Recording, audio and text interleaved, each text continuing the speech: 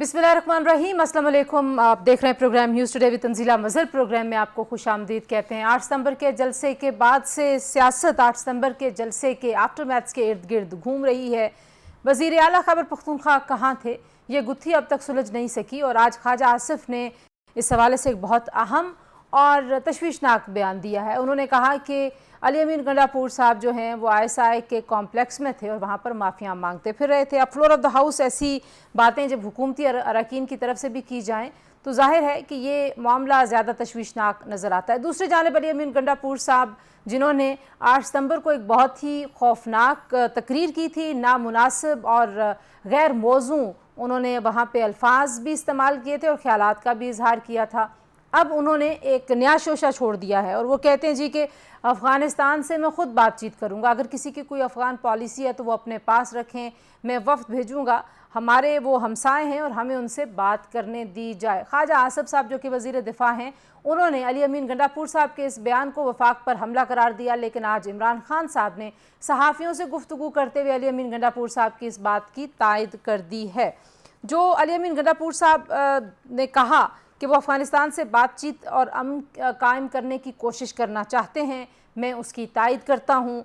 उन्होंने मज़ीद भी कहा कि खैबर पख्तूनख्वा दहशत गर्दी से सबसे ज़्यादा मुतासर है। खैबर पख्तूनख्वा में पुलिस जब ख़ुद को बचाने लग जाए तो ऐसे में लोगों को कौन बचाएगा। और साथ ही इमरान खान साहब ने यह भी कहा कि खैबर पख्तूनख्वा में पुलिस का मामला बगावत तक पहुँच चुका है। अगरचे हमारे पास जो खबरें आ रही हैं वहाँ पर धरना ख़त्म हो चुका है और मामला तय पा चुके हैं।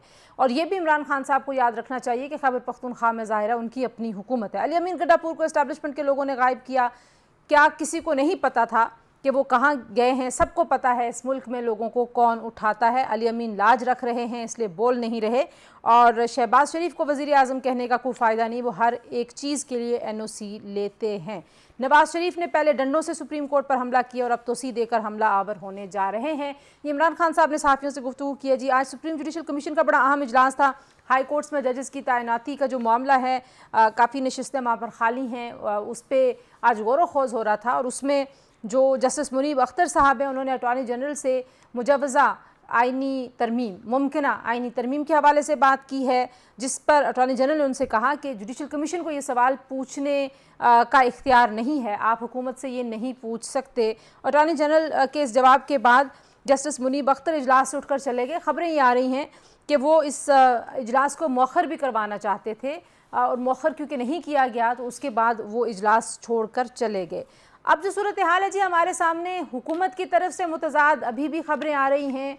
जिस वक्त हम आपसे बात कर रहे हैं, ख्वाजा आसिफ साहब ने गैर रस्मी गुफ्तगू की है सहाफ़ियों से। वज़ीर दिफ़ा हैं, गैर रस्मी गुफ्तगू, गैर रस्मी का लफ्ज़ मुझे समझ नहीं आता। बहरहाल जी वो ये कह रहे हैं कि हमारे पास तादाद मुकम्मल है और हम आइनी तरमीम लेकर आएंगे। मौलाना फजल रहमान साहब इस आइनी तरमीम की बरमला मुखालफत कर चुके हैं। मौलाना फजल रहमान साहब के अलावा हुकूमत के पास आइनी तरमीम के लिए नंबर पूरे करने का एक ही तरीका है कि वो पाकिस्तान तहरीक इंसाफ के वो लोग जिनको अभी तक आज़ाद तस्वुर किया जा रहा है उनको उनकी जमात से तोड़ें और उनसे वोट हासिल करें। तो क्या हुकूमत इत्तेहाद उन लोगों को तोड़ने में कामयाब हो चुका है? वज़ीर कानून इसकी मुसलसल तरदीद कर रहे हैं। ये मामला किस तरफ जाएंगे, इस हवाले से बात करेंगे बैरिस्टर एतजाज़ एहसन साहब से, सीनियर सियासतदान हैं, माहिर कानून है। एतजाज़ साहब बहुत शुक्रिया, आपने सिर्फ वक्त दिया। सबसे पहले तो जो मुजवज़ा मुमकिन आइनी तरमीम के हवाले से बातचीत हो रही है, आपको लगता है कि हुकूमत वाकई नेक नियति के साथ जजेस की तादाद बढ़ाने पर भी गौर कर रही है, जजेस की जो उम्र है वो भी बढ़ाने पर गौर हो रहा है? और आज पाकिस्तान तहरीक इंसाफ ने चीफ जस्टिस साहब से ये कहा है कि वो एक्सटेंशन लेने से इनकार कर दें। काजी साहब ये कहते रहे हैं कि उनको एक्सटेंशन नहीं चाहिए, लेकिन दूसरी तरफ ये भी कहते रहे हैं कि अगर उम्र बढ़ाने की तजवीज़ तमाम जजेस के लिए है तो फिर एक और मामला होगा। आप कैसे देखते हैं सर इस मामले को? पहली तो बात यह है कि उम्र बढ़ाई गई थी, इसी तरह जजेस हाई कोर्ट के जजेस की 62 से 65 की गई, 62 से 65 की गई थी और सुप्रीम कोर्ट की 65 के से 68 की गई थी। ये मार्च 2002 में लीगल फ्रेमवर्क ऑर्डर के तहत किया गया था, जो इख्तियारात परवेज़ मुशर्रफ ने आइन में तरमीम करने के सुप्रीम कोर्ट से हासिल शुदा इस्तेमाल करते हुए आइन में ये तरमीम की थी। तो ये तो पहले हो चुका है और उसकी हमने बड़ी सख्त मुखालफत की थी। और ख़ासकर पीपल्स पार्टी ने उसके ख़िलाफ़ लीगल फ्रेमवर्क ऑर्डर और इस शिक के ख़िलाफ़ बड़ा एहतजाज किया था, साल डेढ़ साल सवा सर साल उस वक्त मंतक क्या थी इस मुखालफत की और आज मंतक क्या है? बीबी बीबी बीबी बीबी शहीद यही कहती थी, हर दूसरे दिन फ़ोन करके पूछती थी, क्योंकि वो जिला वतन थी कि ये क्या हो रहा है, क्या हो रहा है, क्यों नहीं कुछ हो रहा। तो बड़ी उनको ये थी, वो उनका मौक़िफ़ ये था कि इस तरह तो ये सारे जजेस को रिश्वत देने का इल्ज़ाम हम पे लगेगा और ये इकदाम ही ऐसा होगा कि जिस पे सारे जजेस को, सब जजेस को रिश्वत दी गई।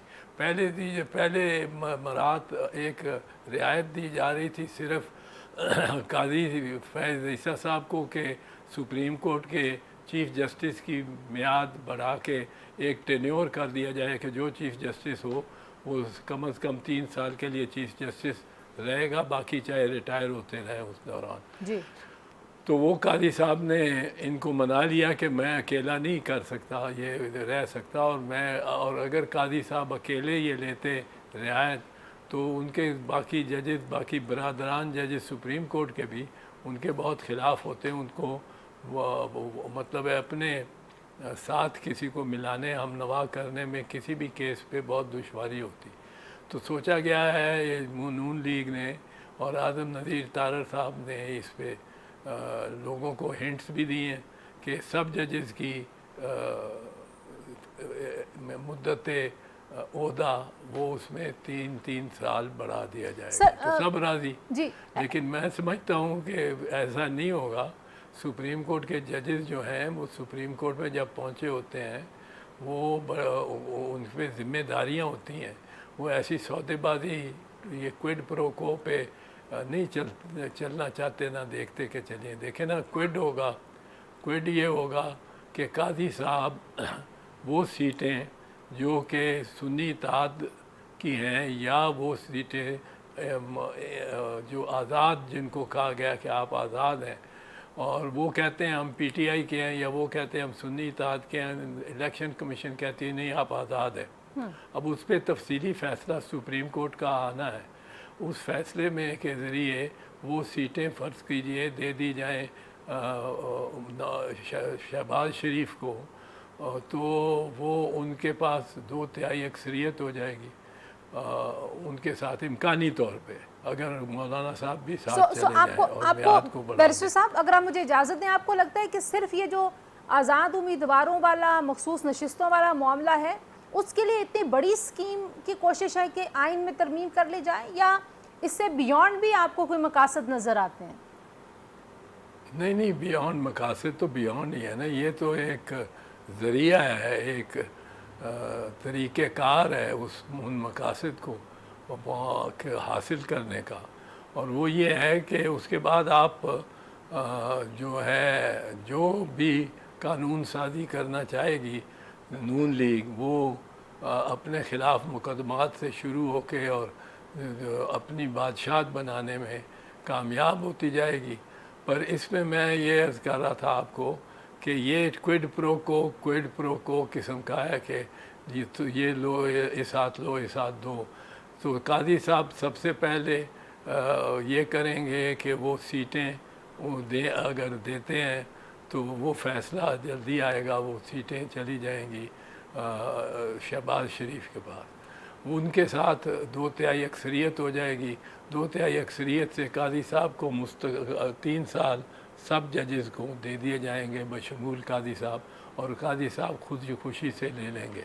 फिर काजी साहब फिर गवर्नमेंट काजी साहब की सहूलत के लिए जजों की तादाद भी बढ़ा देगी, जो आम कानून साजी लेजिस्लेशन से भी कानून से भी हो सकती है, सिंपल मेजॉरिटी से। फिर लेकिन सर ये तो उस सूरत में होगा ना जब ये तरमीम हो जाएगी। अब तरमीम होने से पहले का जो मरहला है उसको आप कैसे देखते हैं? मौलाना साहब कह रहे हैं कि मैं साथ नहीं हूँ हुकूमत के, वो कह रहे हैं कि मैं अपोजिशन में हूँ।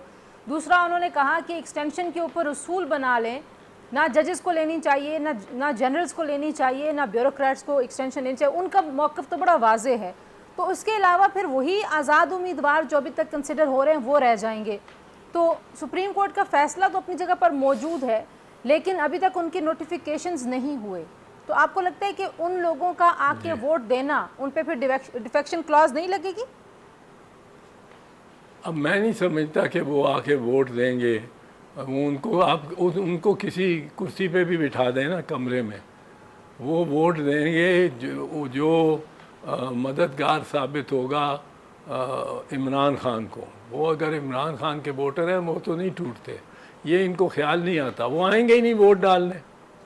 इसलिए चार पांच को तो पकड़ा हुआ है और दबाव डाल रहे हैं। आपको याद है सर, एमपीए जिनके वोट भी काउंट नहीं हुए थे, डी सीट भी हो गए थे, फिर इसी तरीके से अदम एतमाद के वक्त भी आपने 19-20 लोगों को देखा था। तो इस मुल्क में लोग तो अलग हो जाते हैं। इमरान खान साहब के पास भी जो लोग हैं वो बाकी जमातों से ही आए हुए हैं, बहुत सारे लोग उनमें से कई जमातों से पहले आए हैं। बाकी जमातों से आए हुए हैं, पर अब ये कैद में जाके वो इमरान खान अब नहीं रहा कोई सोचता है कि वो इमरान अब इमरान का कद और कद काठ और अहमियत और उसकी ताकत में और उसकी जो साथ फॉलोइंग है, जो उसके पीछे लोग हैं, उसके साथी वोटर वर्कर, वो उनमें बहुत तादाद बढ़ गई है। ये जब से जेल में गया, इन बेवकूफ़ों ने जेल में डाला उसको, और उसका कद, और फिर रोज़ कोई ना कुछ करते रहते हैं। आज किया बुशरा बीबी से, कल किया फिर इमरान खान से, फिर वो इमरान खान हर वक्त इनके ज़हन पे सवार रहता है।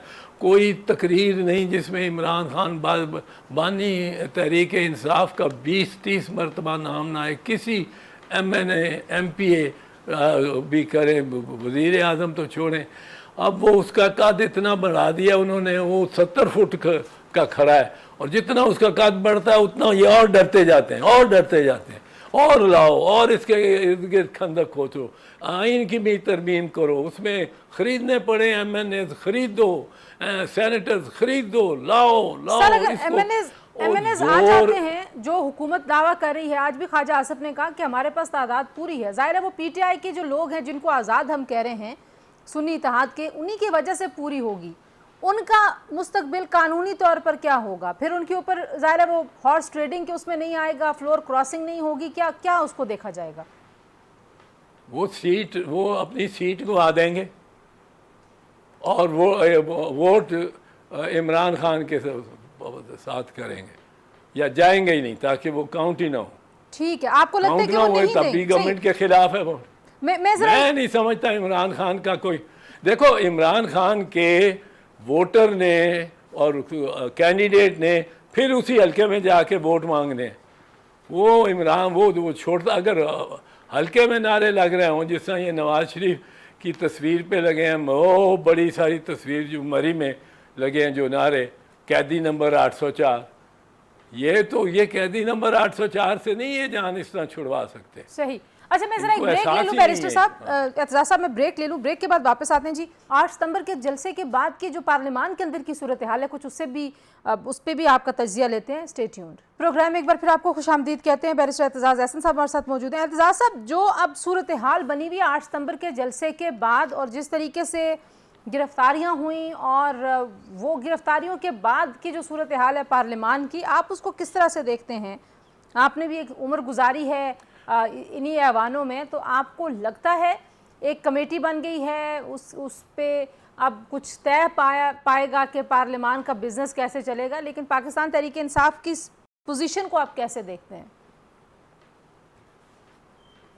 देखिए, मैं आपको एक चीज़ बताऊं, 3 वाक़यात ने इमरान खान को इनसे इतना बड़ा कर दिया है कि ये उसके साथ मुकाबला नहीं कर सकते। वो 3 वाक़यात कौन थे? पहला वाक़या, ये 8 फरवरी 8 का जो इलेक्शन था, उस इलेक्शन में इन्होंने इतनी और दीदा दिलेरी के साथ दिन दिहाड़े की है रिगिंग, कैंडिडेट्स को उठाया है आरओ के दफ्तर से, प्रपोजर सेकेंडर को उठाया है आरओ के दफ्तर से, आरओ के सामने बैठे हुए और उठा के ले जा रहे हैं। आरओ आंख सर नहीं उठा रहा कि कहीं कुछ ये ना लगे कि मैंने देखा भी है, और उठा के ले गया। उनके फॉर्म लेके भागे हैं, जो उनके बगल में कागजात थे वो लेके भागे हैं। उन पे मुकदमात बनाए हैं, बेइंतहा मुकदमात बनाए हैं, वोटर्स पे, कैंडिडेट, उनके सारे कैंडिडेट छुपे हुए थे। एक इन्होंने जो इलेक्शन कराया उसमें रिग किया। उस वक्त अगर फेयर इलेक्शन होता, इमरान खान की हुकूमत इन्होंने गिराई ना होती वोट ऑफ नो कॉन्फिडेंस लाके, और वो भी क्या कुछ किया उसके लिए, ये तमाम ना किया होता, इमरान खान वो इलेक्शन हार जाता। मैं आपको बताऊं, बिल्कुल हार रहा था। वो गवर्नमेंट में इनकम्बेंसी होना बहुत बड़ी प्रॉब्लम थी, और इमरान की performance was not very good. ठीक है, दूसरी क्या बात, दूसरी क्या गलती की? Not very good. मैं सब दूसरी गलती की इन्होंने एक शानदार गलती ये 9 मई की, 9 मई की आप कह जाते हैं, वो सारे कहते हैं जी 9 मई हम 9 मई के बड़े हम। वो सारा काम जिस दिन जिरा हुई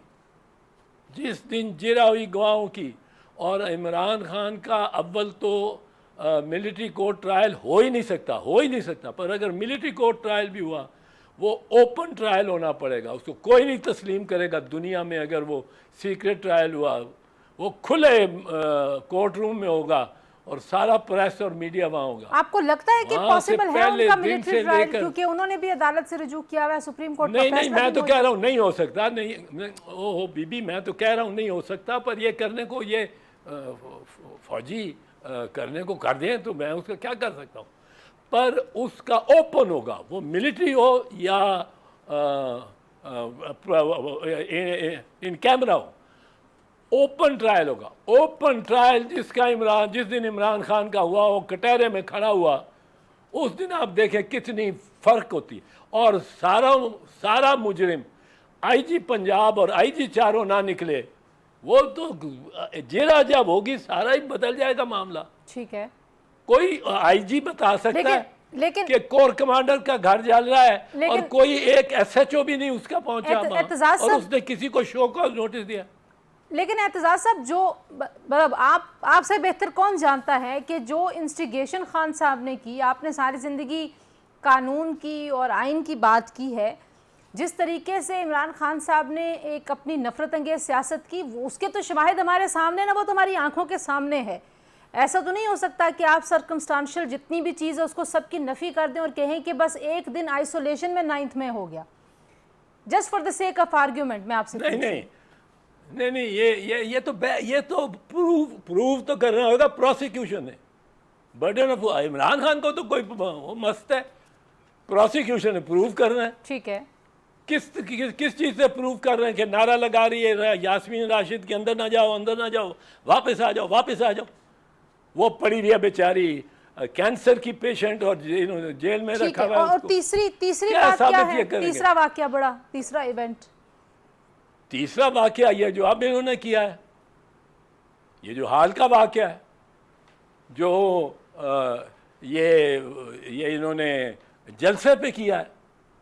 जलसाए एक पार्टी को आप कहते हो कि हम करने देंगे, तुम 22 अगस्त का ना करो।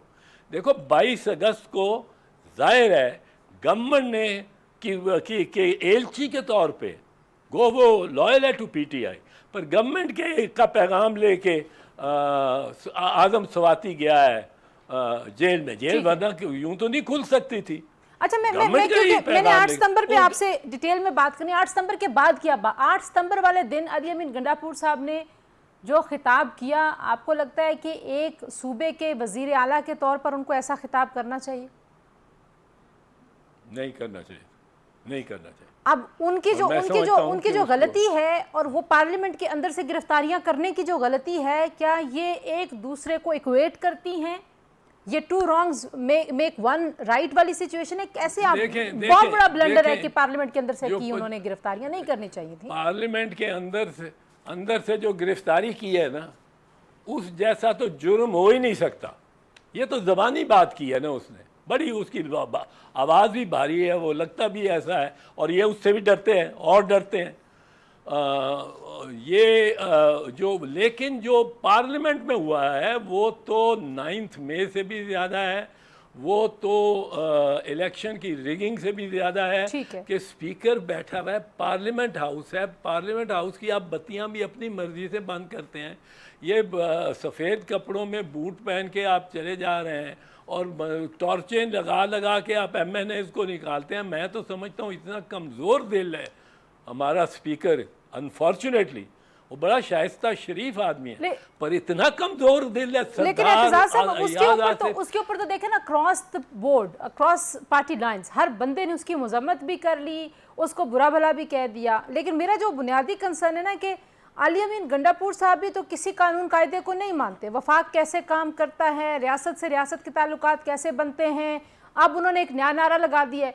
मतलब इतना भी तो पॉपुलिस्ट नहीं होना चाहिए कि आपके दिमाग में मुंह में जो आए अब बोलने दें कि मैं अफगानिस्तान के साथ खुद से मुज़ाकरात करूंगा। क्या ये रियासत का काम नहीं, एक सूबे का काम तो नहीं है ना?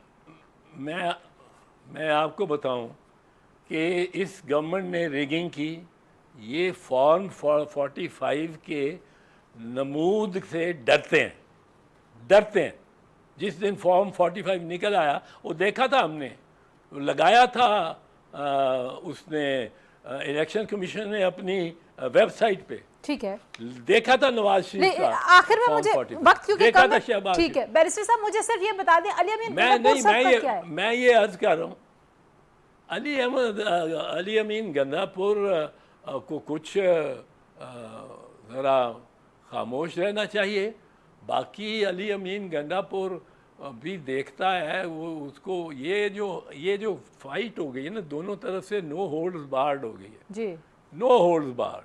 अब 9 मई के केस में किस किस गरीब आदमी को इन्होंने नहीं पकड़ा, किस किस शरीफ शाइस्ता खातून को इन्होंने नहीं पकड़ा और जेल में इतना लंबा अच्छा, रखा है। आप तो कानूनी बात करें ना, मैं अगर एक लम्हे के लिए आपसे सियासी तौर पर पूछूं कि इसका कोई हल है, वो प्रोसिक्यूशन साबित करती है नहीं करती, लेकिन जाहिर है इसका एक पॉलिटिकल आपको क्लोजर चाहिए सारी सूरत हाल का। इस मुल्क में अगर सियासत ने इस्तेहकाम की तरफ जाना है तो आपको कोई क्लोजर, आखिरी कमेंट दे दीजिए। कुछ नज़र आता है, कोई तरीक़ाकार नज़र आता है, कुछ सालिस नज़र आता है?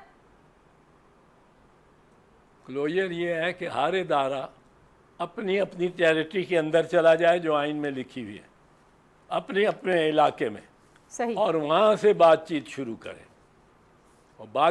करें पर हर इदारा, मैं कह रहा हूँ हर इदारा, अदलिया, पार्लियामेंट, इधर फौज, इधर पॉलिटिकल पार्टीज, ये चारों अपने अपने दायरे में वापस जाएं, पीछे हट जाएं, स्पेस अंदर सामने आपस में बहुत ज़्यादा हो जाए, शाइस्ता ज़बान से एक दूसरे से बात करें और ये चारों पाकिस्तान को बचा सकते हैं। चारों पाकिस्तान के लिए नागुज़ीर है और चारों पाकिस्तान के लिए मुहब्बे वतन है। ठीक है, बहुत शुक्रिया बैरिस्टर एतजाज़ अहसन साहब, आपने बड़ा ज़बरदस्त हल बताया है कि क्लोजर कैसे होगा। जी एक ब्रेक के बाद वापस आते हैं, बात करेंगे जो सियासी सूरत हाल में कुछ हलचल है और ये कहा जा रहा है कि कुछ लोग हैं जो कोशिश कर रहे हैं इस माहौल को बेहतर करने की। उस हवाले से एजाजुल हक साहब सरबराह मुस्लिम लीग हमारे साथ मौजूद होंगे, उनसे बात करेंगे। Stay tuned. प्रोग्राम में एक बार फिर आपको खुशामदीद कहते हैं। जी हमारे साथ मौजूद हैं एजाजुल हक साहब जो कि सरबराह मुस्लिम लीग के। एजाज साहब बहुत शुक्रिया आपने वक्त दिया। जो इस वक्त सूरत हाल बनी हुई है 8 सितंबर के जलसे के बाद की सूरत हाल, उसमें आज ख्वाजा आसिफ साहब ने बड़ा तशवीशनाक बयान दिया है। वो ये दावा करते हैं जी कि जो अली अमीन गंडापुर साहब हैं वो ISI के पास थे सारी रात। अब इस तरह के बयान जब एक वज़ीर दिफा की जानिब से आते हैं तो लोगों में तशवीश बढ़ जाती है। ये मामला आपको कुछ सुलझता हुआ दिखाई देता है या आपको लगता है कि जो सियासी माहौल है वो 8 सितंबर के जलसे के बाद मज़ीद ख़राब हो गया है?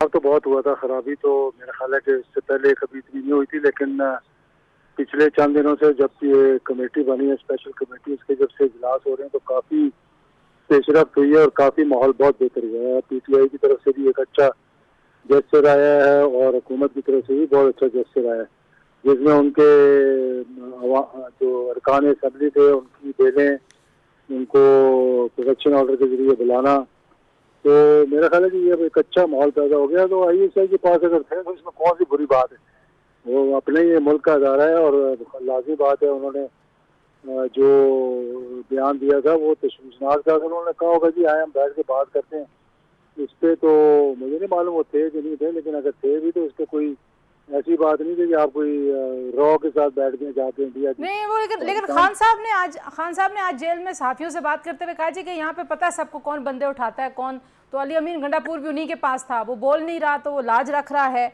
तो जाहिर बात है एक पोजीशन तो पीटीआई ने बड़ी स्ट्रांग ली हुई है ना इस इशू के ऊपर। जी जी, मेरे ख्याल में खान साहब को जेल में बैठे हुए ज़्यादा पता है, हमें बाहर बैठे हुए कम पता है, इसलिए मैं इस पर कोई तबसरा नहीं कर सकता, मेरे इल्म में नहीं है बात।